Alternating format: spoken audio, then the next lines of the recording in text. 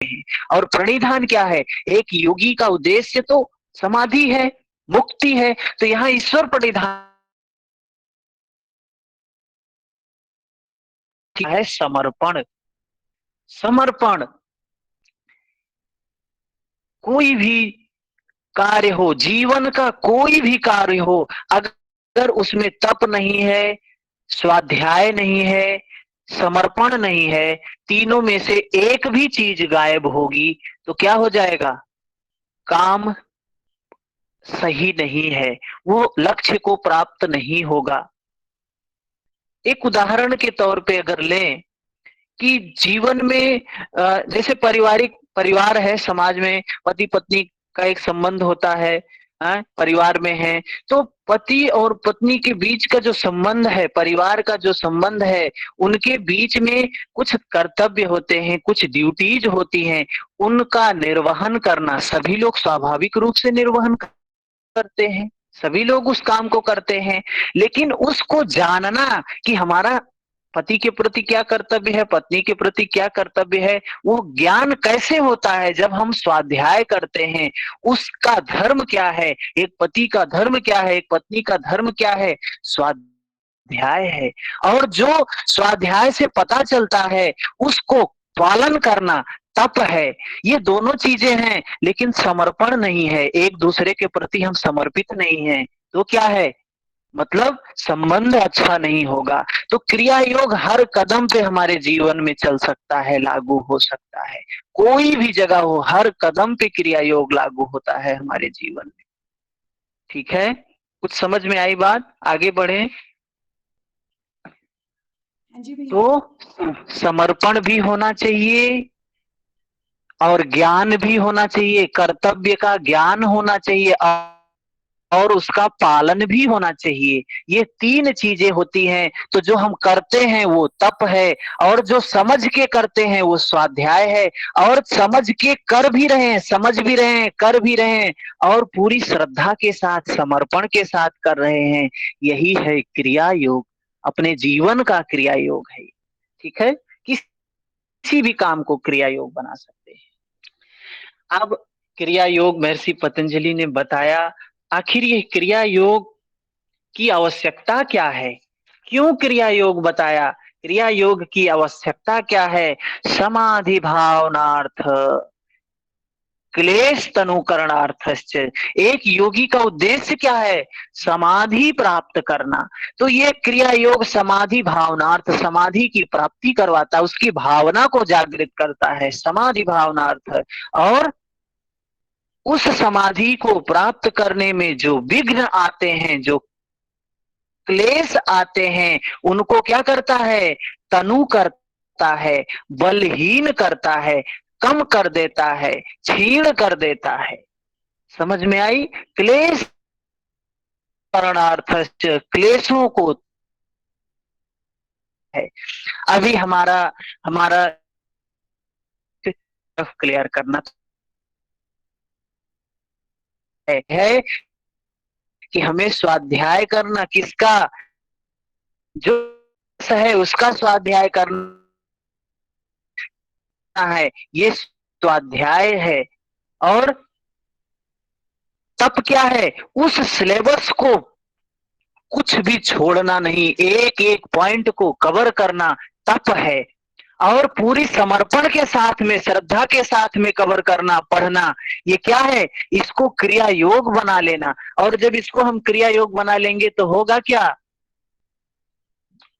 जो भी लक्ष्य है उसकी प्राप्ति होगी। योगी का लक्ष्य है समाधि, आपका जो लक्ष्य होगा, चाहे नेट है, चाहे जेआरएफ है, जो कुछ होगा, उसकी भावना की, उसके इस योग्य हो जाएंगे आप, वो स्थिति प्राप्त कर लेंगे, भावना, वो भावित हो जाएगा, वो भाव आ जाएगा, वो स्थिति प्राप्त हो जाएगी। और क्या होगा?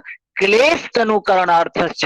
और इसमें जो बाधाएं आ रही हैं, जेआरएफ को प्राप्त करने में जो बाधाएं आती हैं, नेट को प्राप्त करने में जो बाधाएं आती हैं, वे भी कम होंगी अगर इसको हम क्रिया योग बना ले तो।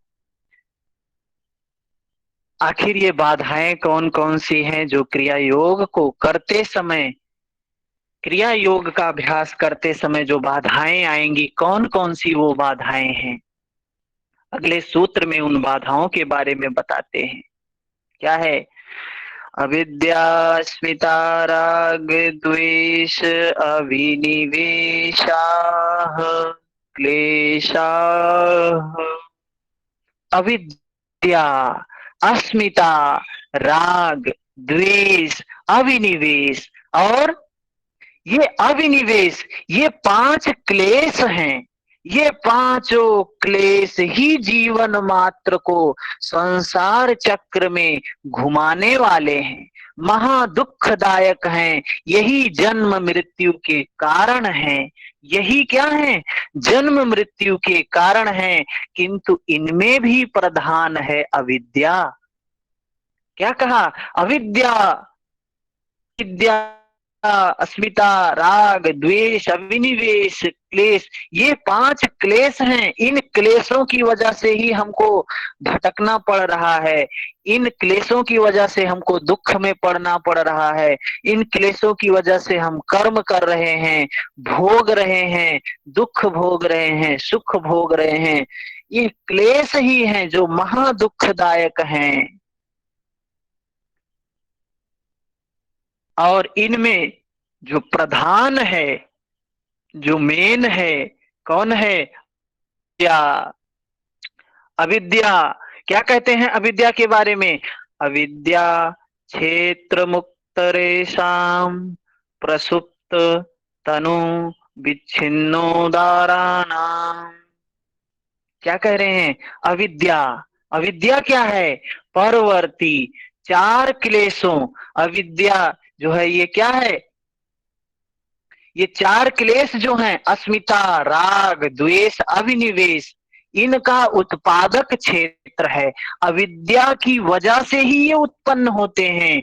ये क्लेश प्रसुप्त होते हैं, विच्छिन्न होते हैं, उदार होते हैं। वही कहा, प्रसुप्त तनु विच्छिन्न उदारा नाम।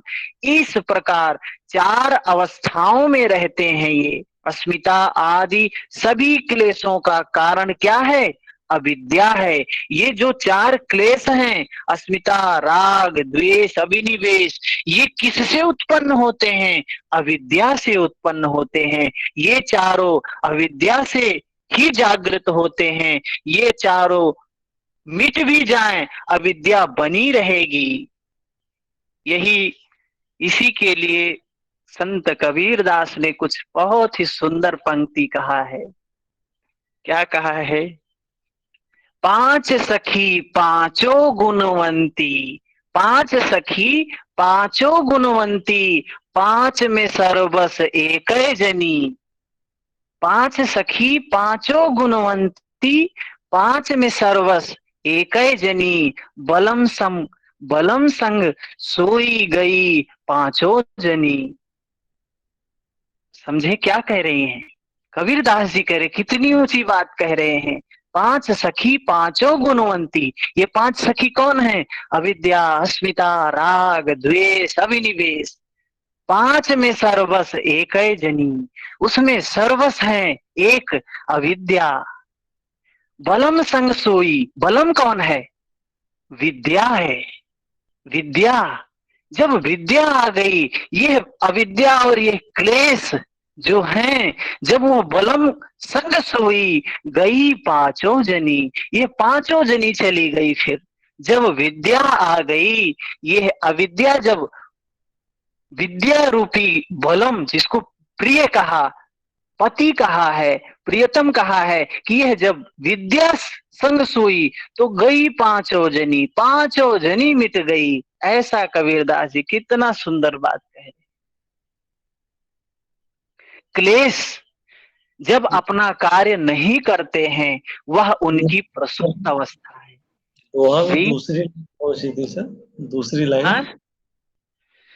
दूसरी लाइन में क्या बोल रहे हैं?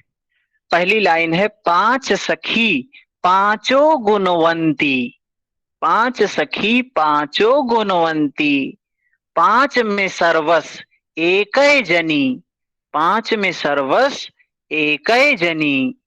बलम संग सोई गई पांचों जनी। बलम कौन है?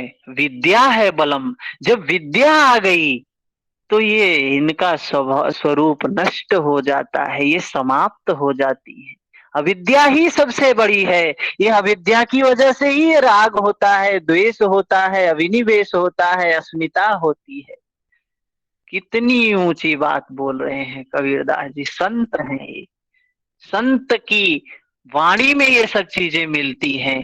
तुलसीदास जी, कबीरदास जी, रहीमदास जी, सूरदास जी कितनी गूढ़ बातें बोलते हैं। और ये क्लेश जब अपना कार्य नहीं करते, वह उनकी प्रसुप्त अवस्था है। प्रसुप्त अवस्था का मतलब क्या है? अपना कार्य नहीं कर रहे हैं। इसका यह अर्थ नहीं है कि वो है ही नहीं। प्रसुप्त अवस्था है इसका मतलब नहीं है कि वो है ही नहीं, वे हैं किंतु क्रियाशील नहीं है, अपना कार्य नहीं कर रहे हैं। उद्दीपन पाने पे वे क्रियाशील हो जाते हैं। जब उद्दीपन पाते हैं तो वे क्रियाशील हो जाते हैं। देवर्षि नारद की एक कथा है, कहानियों को सुन के थोड़ा सा समझ में आता है बात। देवर्षि नारद हिमालय की कंदरा में तपस्या करने लगे। हिमालय में तपस्या कर रहे थे। हरि के स्मरण मात्र से, उस ईश्वर, उस पर ब्रह्म के स्मरण मात्र से एक स्थान पर 2 घड़ी से अधिक ना टिक पाने वाले दक्ष के श्राप की गति जो है कुंठित हो गई। उनको दक्ष का कुछ श्राप था कि तुम एक जगह पे टिक भी नहीं पाओगे, एक जगह कभी नहीं टिकोगे। लेकिन क्या हुआ? वो हरि के स्मरण मात्र से उनके श्राप में कुंठा हो गई, श्राप कुंठित हो गया। तपस्या से इंद्र विचलित होने लगे। जब तपस्या करने लगे नारद जी, तो इंद्र जी का आसन डोलने लगा। उन्होंने मुनि को तपस्या से विरत करने के लिए, भ्रष्ट करने के लिए क्या किया? अप्सराओं को प्रेरित किया कि जाओ और इंद्र की तपस्या को, इनके नारद जी की, देवर्षि नारद की तपस्या को भंग करो। लेकिन क्या होता है? काम कला कछु मुनि न व्यापी। कोई कला नहीं व्यापती है, कुछ असर नहीं डाल पाती है। देवर्षि नारद पर कोई प्रभाव नहीं पड़ा। काम ने उनको एक उपाधि भी दे डाली। जब वो उनको नहीं हरा सका तो उसने उनको एक उपाधि दी, आप जितेंद्रिय हैं, मनु निग्रही हैं। ऐसा नहीं था कि ऐसा नहीं था कि उन्होंने काम को सदा के लिए जीत लिया था। ऐसा नहीं था कि नारद ने काम को सदा के लिए जीत लिया था। वो विकार क्या था? प्रसुप्त था। एक छोटा बच्चा होता है, क्या उनके अंदर में विकार नहीं होता है? उनके अंदर में संस्कार नहीं होता है? लेकिन वो क्या है? प्रसुप्त अवस्था में है। प्रसुप्त अवस्था में होने के कारण वे प्रकट नहीं होते हैं। क्लेश तो होता है लेकिन प्रसुप्त अवस्था में होता है। इसलिए कहते हैं कि बच्चे जो है भगवान का स्वरूप होते हैं। क्यों भगवान का स्वरूप होते हैं? क्योंकि क्लेश प्रसुप्त अवस्था में है, और जब बड़े होते हैं तो यही क्लेश जागृत अवस्था में आ जाता है, तो भगवान का स्वरूप नष्ट हो जाता है। जब हमारे भी क्लेश खत्म हो जाए, ये मनुष्य भी भगवान का स्वरूप हो जाता है। ठीक है। एक साल निधि राजा क्या है कि सुंदर नगरी थी, सुंदर नर नारी तथा सुंदरी राजकन्या थी उनकी, और उसकी हस्तरेखा देखते ही प्रसुप्त विकार जागृत हो गया। किसी ने उसकी उसकी हस्तरेखाओं को देखा और उसके प्रसुप्त विकार जागृत हो गए। वह कहीं गया नहीं था, सुप्त था। सुप्त था सिर्फ अवलंबन पाने से। इस प्रकार के क्लेश कभी कभी प्रसुप्त रहते हैं, कभी योग साधना के फलस्वरूप उनका प्रभाव क्या हो जाता है? क्षीण हो जाता है, तनु हो जाता है। योग साधना से चीजें क्या हो जाती हैं, तनु हो जाती हैं, क्षीण हो जाती हैं, या कोई अवलंबन पाके विकार जाग जाते हैं। प्रसुप्त हैं, साधना कर रहे हैं, प्रसुप्त हैं, बाहर नहीं निकल रहे हैं, तो विकार क्या है, प्रसुप्त हैं, क्लेश क्या है, प्रसुप्त हैं, या साधना से तनु हो गए हैं। योग साधना द्वारा शनय शनय धीरे धीरे उनके प्रभाव क्या हो जाता है, उनकी उत्पादकता का ह्रास हो जाता है। जब व्यक्ति योग करता है, साधना करता है, ध्यान करता है, भजन करता है, तो ये क्या होते हैं, ये क्लेश क्या हो जाते हैं, तनु हो जाते हैं।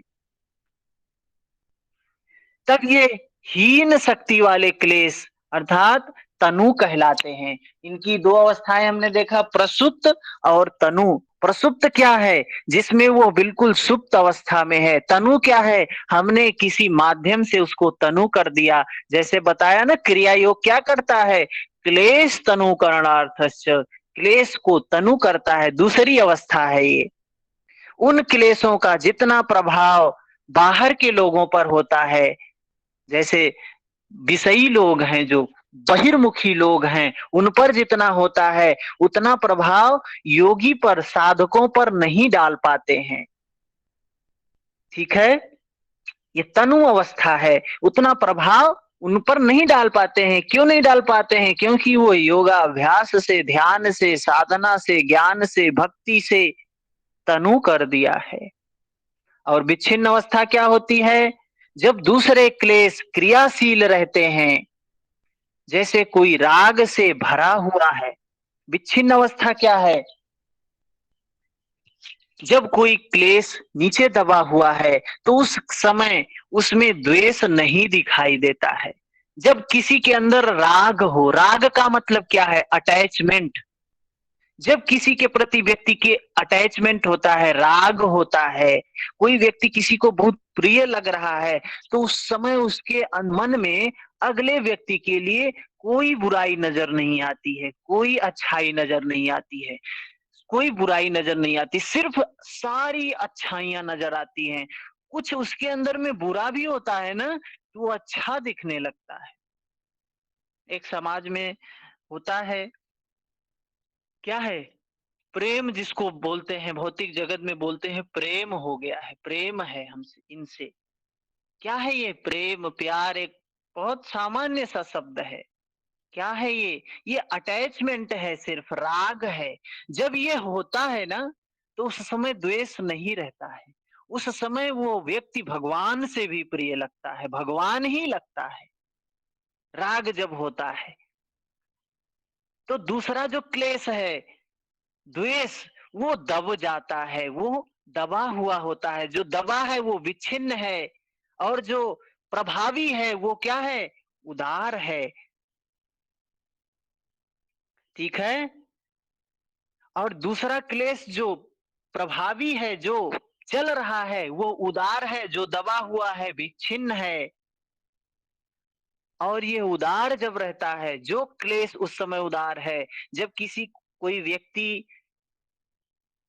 चाहे वो लड़का हो चाहे वो लड़की हो, क्या कहते हैं, बहुत प्रेम करते हैं, हम अगले के लिए कुछ भी कर सकते हैं, प्रेम करते हैं, ये राग है। लेकिन उसी व्यक्ति की शादी हो जाती है, साल 2 साल में मामला उल्टा हो जाता है, सारा प्रेम गायब हो जाता है, प्रेम के जगह पे घृणा स्थान बना लेता है।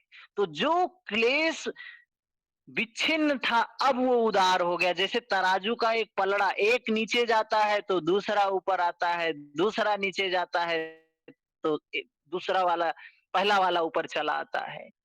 तो फिर देखो, साल 2 साल में ये जो हमारे समाज में एक प्रथा चलती है लव मैरिज की, आज जो लोग इस कोर्ट कचहरी के चक्कर में रहते हैं, उनसे पूछो कितनी संख्या जा रही है सिर्फ तलाक के लिए।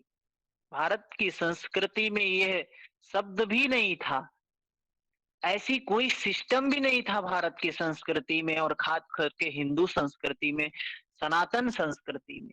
लेकिन आज समाज की क्या स्थिति हो गई है, ये लव मैरिज की वजह से जब शादियां होती हैं तो बहुत प्रेम रहता है, अगले के लिए जीने मरने वाली बात रहती है, राग रहता है ना, उस समय राग उदार रहता है, तो राग ही रहता है, सारी अच्छाई नजर आती है, बुराई एक भी नहीं नजर आती है। लेकिन जैसे ही शादी होती है, साल 2 साल 3 साल कैसे कैसे बीतता है, उसके बाद क्या स्थिति हो जाती है, उल्टी पड़ जाती है, सारी अच्छाई बुराई में नजर आने लगती है, उसके अंदर में एक अच्छाई दिखाई नहीं देती, सारी कमियां दिखाई देने लगती हैं। लड़की को लड़के के भीतर उसके और लड़के को लड़की के भीतर सारी कमियां नजर आने लगती हैं। तो उस समय क्या होता है, वो द्वेष उदार हो जाता है और राग विच्छिन्न हो जाता है। ये जो हमने उदाहरण लिया, किसी को बुरा नहीं मानना है और मानने की बात भी नहीं है, सिर्फ इसको समझाने के लिए कि ये है क्या, समझ में आया ये विच्छिन्न और उदार? आ गया सर। ठीक है, तो ये क्या है, ये मूल कारण है, जिस अविद्या को इसका सूत्र में कहा गया, क्या कहा गया, इस सब का कारण क्या है, अविद्या है।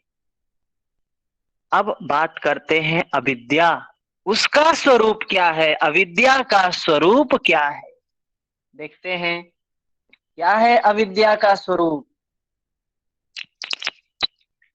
अनित्य शुचि दुःखानात्मसु नित्य शुचि सुखमाख्यातिर्विद्या। क्या कह रहे हैं, अनित्य अनित्य असुचि दुःखानात्मसु नित्य शुचि सुखमाख्यातिर्विद्या। अनित्य, अपवित्र, दुख तथा अनात्म, इस अनित्य में, अपवित्र में, दुख में, अनात्म में क्रमशः नित्य पवित्र सुख आत्मा की भाव की प्रतीति ही क्या है, अविद्या है। सत्य वस्तु है आत्मा, मिथ्या जगत पसार। सत्य क्या है, वह आत्म तत्व है, चैतन्य तत्व है, सत्य तत्व है, शाश्वत तत्व है, जो नित्य है, वो क्या है, और मिथ्या जगत पसार, यह जगत क्या है, मिथ्या है। सत्य अर्थात नित्य, एक रस, दृष्टा, पुरुष, संसार में शरीर और शरीर के संबंध अनित्य हैं। यह जो शरीर है हमारा और इस शरीर से जो संबंध है लोगों का, अनित्य है। इस अनित्य संसार को नित्य मान बैठना अविद्या है,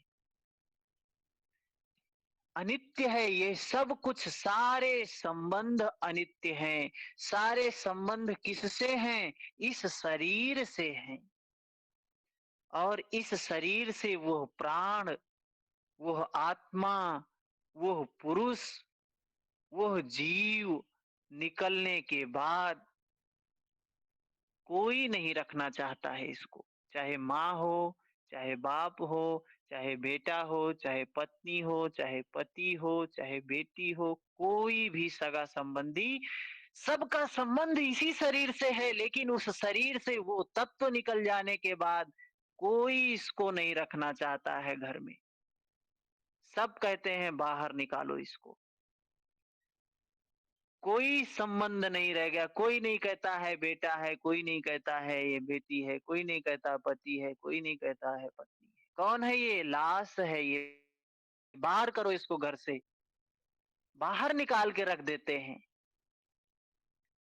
और हम इसी शरीर को क्या माने जा रहे हैं, नित्य है, शाश्वत है, सत्य है, कूटस्थ है, धर्म है, इसी शरीर को माने जा रहे हैं। और इसी शरीर को हम प्रदर्शित कर रहे हैं लोगों को, इसी शरीर का परिचय दे रहे हैं लोगों को, इसी शरीर का किसी ने नाम रख दिया है।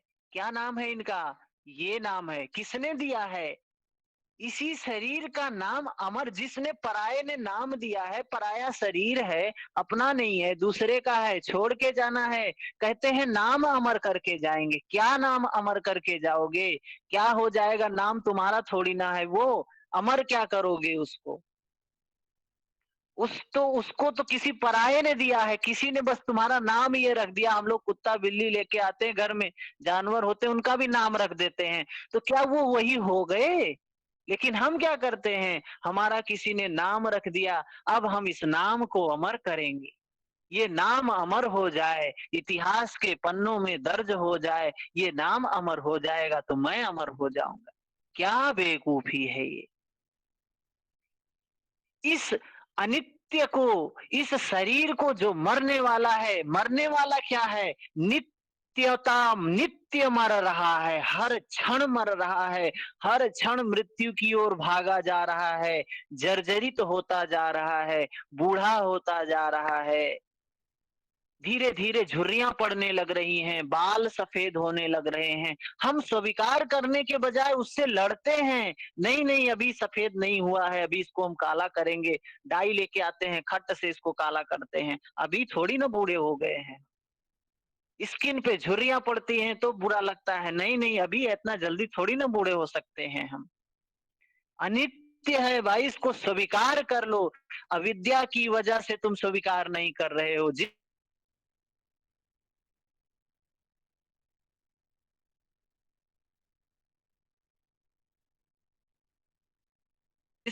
इसके प्रति जो मोह माया राग अनित्य है, ये नष्ट होने वाला है, ये अंतिम सच्चाई है, सबको पता है। लेकिन हम जब काम कुछ भी करते हैं इसके लिए ब्रांडेड ही करते हैं, कपड़ा खरीदने जाते हैं अच्छा ही अच्छा खरीदते हैं, कोई गारंटी नहीं है कितने दिन के लिए है, लेकिन इसके लिए जो सामान लेके आते हैं गारंटी लेके आते हैं कि 1 साल तक चलेगा, ये इसकी कोई गारंटी नहीं है ये कितने दिन तक चलेगा, लेकिन इसके लिए जो सामान लाए हैं उसकी गारंटी लेके आते हैं हम। क्या है ये? यही है अविद्या, यही है अज्ञान। ये अनित्य है, अनित्य को हम नित्य मान के बैठे हुए हैं, उसको उसी अनुसार काम कर रहे हैं। अनित्य बात समझ में आई? अनित्य को नित्य मान रहे हैं। यह शरीर अनित्य है और इस शरीर से जितने भी संबंध हैं, चाहे पति का हो, पत्नी का हो, बच्चे का हो, बच्ची का हो, माई बाप, किसी का संबंध हो, सब टूटना है। यह सत्य है, शाश्वत सत्य है, यही सनातन सत्य है, सनातन धर्म है, इसको कोई बदल नहीं सकता है। जितने भी आपके आसपास लोग हैं सब आपको छोड़ के जाएंगे, अगर वो आपको नहीं छोड़ के जाएंगे तो आप उनको छोड़ के चले जाएंगे। यही शाश्वत सत्य है, इसको स्वीकार कर लेना चाहिए। हम स्वीकार नहीं करते हैं, इसीलिए दुखी होते। अनित्य को नित्य मानते हैं। इसके बाद क्या कहा महर्षि पतंजलि ने? अपवित्र। अपवित्र की जगह पे इन्होंने सूची शब्द का प्रयोग किया, आसूची शब्द का प्रयोग किया। संस्कृत की भाषा है, हजारों साल पुरानी भाषा है, तो आसूची शब्द का मतलब होता है अपवित्र। इस शरीर को हम पवित्र मान रहे हैं। क्या पवित्र है? इस शरीर में क्या अच्छी चीज भरी हुई है, कितने मल मूत्र, क्या है, मांस, रक्त, मेद, अस्थि, मज्जा कहीं पवित्र होता है, मांस भी कहीं पवित्र होता है, अस्थि भी कहीं पवित्र होती है, खून भी कहीं पवित्र होता है। उससे यह शरीर बना है और हम इसको पवित्र माने जा रहे हैं। अरे हम तो बहुत पवित्र हैं, तुम तो अछूत हो, तुम तो दूसरे व्यक्ति हो, तुम साथ बैठ नहीं सकते, तुम्हारे अंदर जो मांस है, जो ब्लड है, अगले के अंदर भी वही मांस है, वही ब्लड है। क्या भेदभाव कर रहे हो? ये अपवित्र और पवित्र का भाव क्या है? यह अविद्या ही है, अज्ञान ही है। अपने आप को पवित्र मान रहे हो, दूसरे को अपवित्र मान रहे हो। क्या है ये? बहुत से लोगों को हम देखते हैं खूब शास्त्रों का अध्ययन करते हैं, खूब पूजा पाठ करते हैं, लेकिन उनके मन में ये पवित्रता और अपवित्रता का भाव कूट कूट के भरा होता है। अपने आप को पवित्र मानते हैं, देख रहे हैं मरने की स्थिति आ गई है, बूढ़े हो गए हैं, जर्जरित हो गए हैं, दूसरे को अपवित्र हे मानते हैं, त्याज्य मानते हैं और अपने आप को पवित्र मानते हैं। क्या पवित्र मान रहे हो? अविद्या है। जिसको विद्या आ जाएगी सब समान हो जाएगा, सब समान हो जाएगा उसके लिए, किसी में कोई भेद नहीं रह जाता है, एक समान सब हो जाता है। उसके बाद क्या बोला महर्षि पतंजलि ने? दुख, दुख जो है उसको सुख मान रहे हो।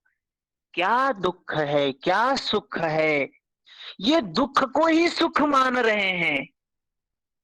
आज हम लोग क्या सोचते हैं? नौकरी लग जाए, JRF निकल जाए, असिस्टेंट प्रोफेसर बन जाए तो सुखी हो जाएंगे। कभी किसी असिस्टेंट प्रोफेसर से मिला है आपने? देखिए कितना बेचारा व्याकुल होता है, कितना अशांत होता है, कितना दुखियारा होता है। हम तो मिले हैं ऐसे लोगों से, बहुत व्याकुल है, बहुत अशांत है, शांति नाम की तनिक चीज भी नहीं है, तृष्णा भरी हुई है, मन में तृष्णा भरी हुई है। असिस्टेंट प्रोफेसर हैं, सोच रहे हैं एक बार VC बन जाए जीवन में, बस दुख समाप्त हो जाए, ये सपना बना हुआ है। तृष्णा जो जितना ऊपर है उसकी उतनी ही बड़ी तृष्णा है, और जिसका जितना बड़ा तृष्णा है उसका उतना बड़ा दुख है। दुख का संबंध तृष्णा से है, तो छोटा दुख दुखियारा, बड़ी तृष्णा है तो बड़ा दुख है। वो घर महल रुपए पद से नहीं होता है, वो तृष्णा से होती है। आपकी तृष्णा कितनी है, वो दुख तृष्णा से मिलता है। तो महर्षि पतंजलि कह रहे हैं दुख को सुख मान रहे हो। कुछ छोटी सी प्राप्त हो गई चीज तो उसको सुख मान रहे हो, क्या वो सुख है? ये छोटी छोटी सी सफलताएं सुख हैं? सुख नहीं है। हम सोचते हैं नौकरी मिल जाएगी तो हम सुखी हो जाएंगे, लेकिन जो लोग नौकरी पा गए हैं वो हमसे ज्यादा दुखी हैं, ये सत्य है। जाकर देखेंगे अगर उनके नजदीक तो देखेंगे कि उनकी स्थिति और दयनीय है। पैसे से तुलना नहीं करना है, दुख से तुलना करना है। आपके दुख के सामने उनका दुख बहुत विशाल होगा, उनके दुख के सामने आपका दुख बहुत छोटा होगा। सत्य है ये। और हम दुख को ही, ये दुख जो घटनाएं होती हैं उनको करके हम सोचते हैं हम सुखी हो गए हैं, सफल हो गए हैं। गलत है ये, अविद्या है ये हमारी। हमको प्यास लगी है, किसी ने एक गिलास पानी पिला दिया, हम सोचते हैं हम सुखी हो गए। क्या दुख का मिट जाना ही सुख है?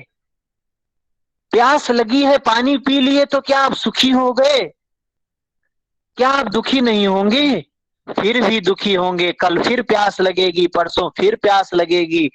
प्यास कभी नहीं मिटने वाली है। जब तक प्यास रहेगी तब तक दुख रहेगा। दुख क्या है? पानी दुख को नहीं मिटाता है, प्यास मिट जाए तो दुख मिट जाएगा। दुख कब मिटेगा? जब प्यास मिट जाएगी। हम सोचते हैं कि पानी मिल जाएगा तो दुख मिट जाएगा। पानी तो मिल जाता है लेकिन दुख तब भी नहीं मिटता है, प्यास और बढ़ जाती है और भड़क जाती है। ये दुख को सुख मानना क्या है? अविद्या है। इसके बाद क्या कहा? अनात्म। अनात्म, अनात्म को आत्मा मानना। इस शरीर को हम आत्मा मान रहे हैं, इस शरीर को हम क्या मान रहे हैं? आत्मा मान रहे हैं। यह आत्मा है। आत्मा कौन है? सच्चिदानंद स्वरूपाय। सच्चिद आनंद स्वरूप आत्मा है, जो शस्त्र से, क्या भगवान कृष्ण ने गीता में कहा, नैनन छिंदन्ति शस्त्राणि नैनन दहति पावका, न शस्त्र से कटे न अग्नि जलाए, भिगोए न पानी न मृत्यु मिटाए। मैं वही आत्मा सच्चिदानंद हूँ। मैं वही आत्मा, मैं वो हूँ जो किसी अस्त्र से नहीं कट सकता है, पानी भिगो नहीं सकती है, अग्नि जला नहीं सकती है, वायु सुखा नहीं सकती है, मृत्यु मार नहीं सकती, जिसका जन्म नहीं होता। मैं वो आत्मा हूँ और मैं इस शरीर को आत्मा समझ रहा हूँ, इस शरीर के लिए सब कुछ कर रहा हूँ। हे भगवान मुझे ये दे दो, मुझे ये दे दो, मुझे पुत्र दे दो तो घर बनवा दो, तो नौकरी दे दो, ये कर दो वो कर दो, ये मांग रहे हैं, शरीर के लिए मांग रहे हैं। उस आत्म तत्व के लिए कभी कुछ सोचा ही नहीं, कभी कुछ किया ही नहीं। क्या है? ये सब अविद्या है। संत कबीर दास जी की साखी में एक लिखा है, क्या लिखा है? झूठे सुख को सुख कहे, मानत है मन मोद, जगत चबैना काल का, कुछ मुहमा कुछ गोद। क्या कह रहे हैं, समझे इस बात को?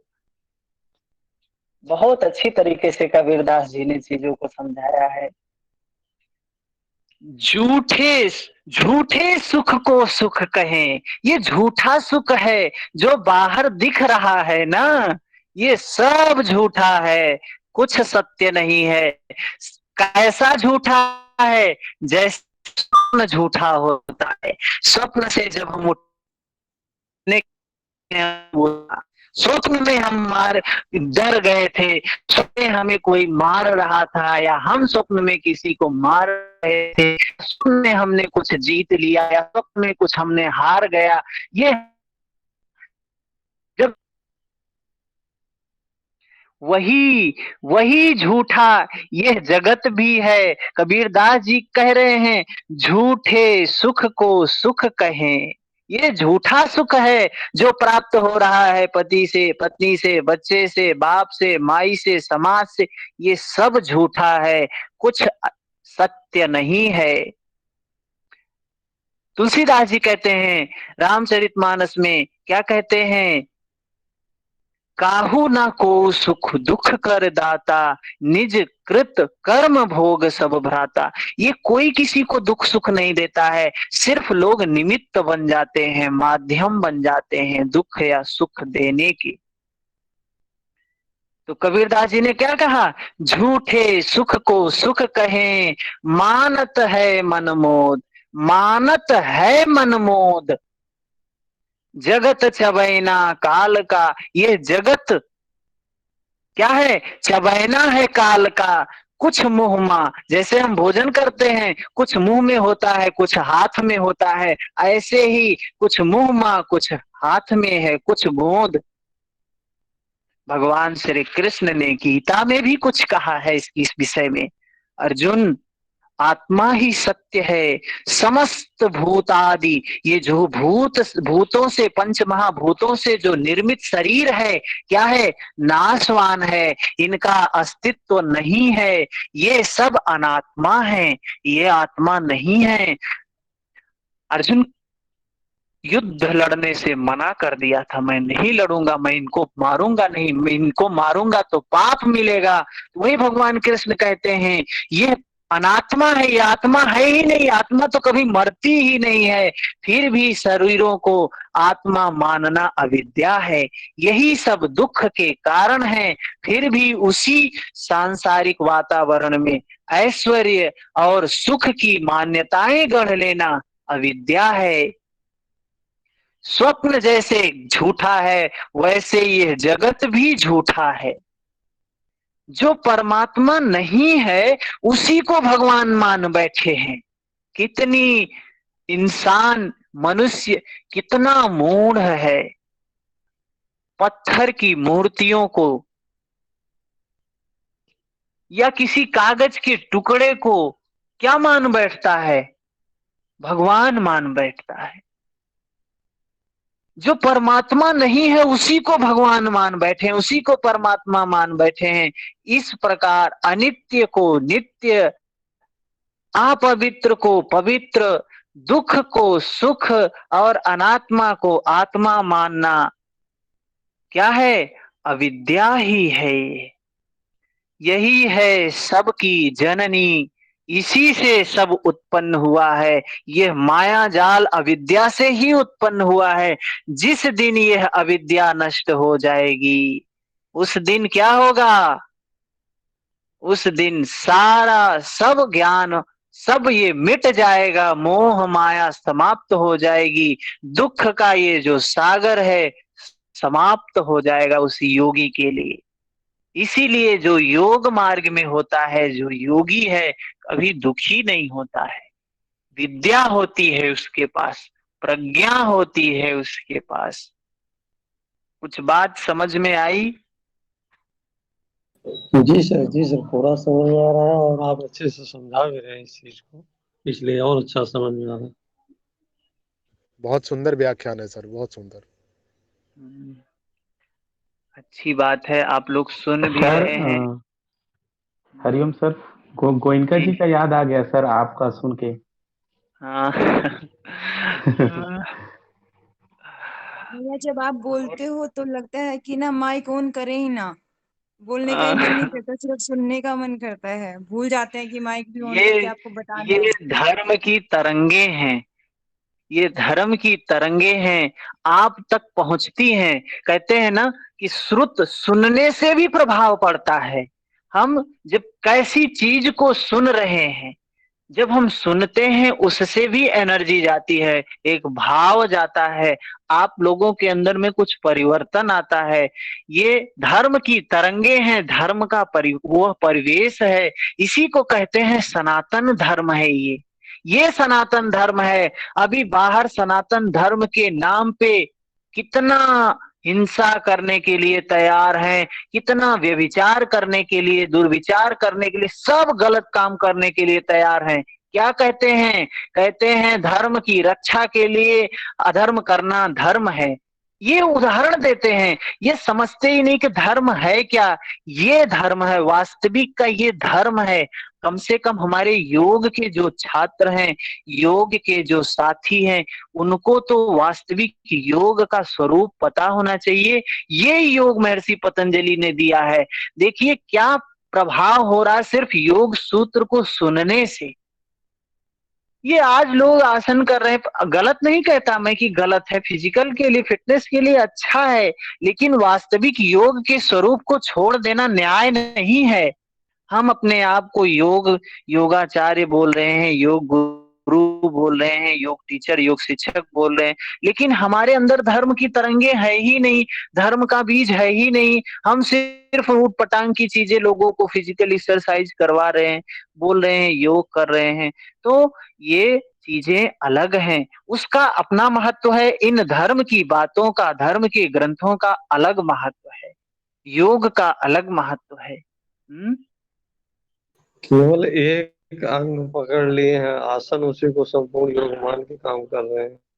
अब आसन और क्या आप है? स्थिर हमेशा सुखम आसनम। अपने जो आप बैठे हैं, जिस स्थिति में आप बैठे हैं उसी स्थिति में बने रहें।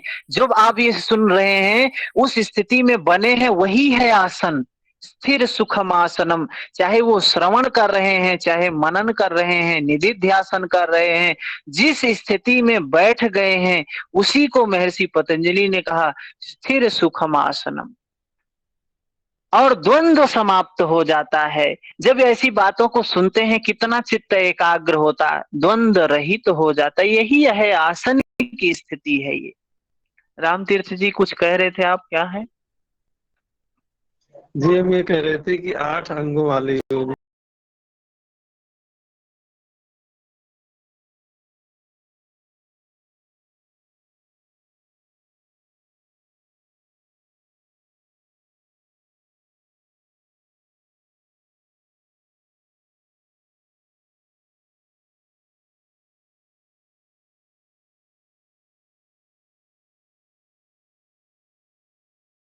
स्वच्छ प्रयास नहीं होना चाहिए, लेकिन आसन में कितना प्रयास कर रहे हैं हम, प्रयास ही प्रयास है।